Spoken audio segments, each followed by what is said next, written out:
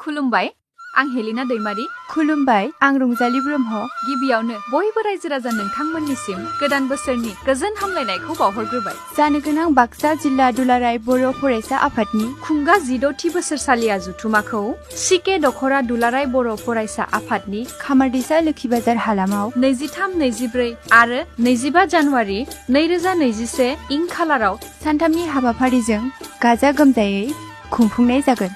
बे हाबाफारियाव दुलाराय बर' फरायसा आफादनि आफादगिरि मानगोनां दिपेन बर' आरो जर'खा आलासि महरै बिटिआरनि गाहाय मावफुं सोद्रोमा मुस्रि प्रमद बर'आ नुजाथिफैगोन। बै हाबाफारियाव नोंथांमोन गासैखौबो बाहागो लानानै जथुमाखौ जाफुंसार होनो खावलायहरनाय जाबाय। लोगोसे बे हाबाफारियाव बाहागो लानो फैनायावनो खामारदैसा लोखि बाजार हालामजों नांजाबनानै थानाय भारत भुटान बर्डारनि समायना नुथाय कक्लाबारि एग्रि फार्माव बुहुमनि गोमालांनो नागिरनाय दाउ बेंगल फ्लरिकेन, खथा दैलाम, गान्दा आरो मानास मावजि गेन्द्रि इक'टुरिजम ससाइटिनि दैदेननायाव मानास हाग्रामायाव रिफ्रेश आरो रिक्रिएशन लानो हागोन।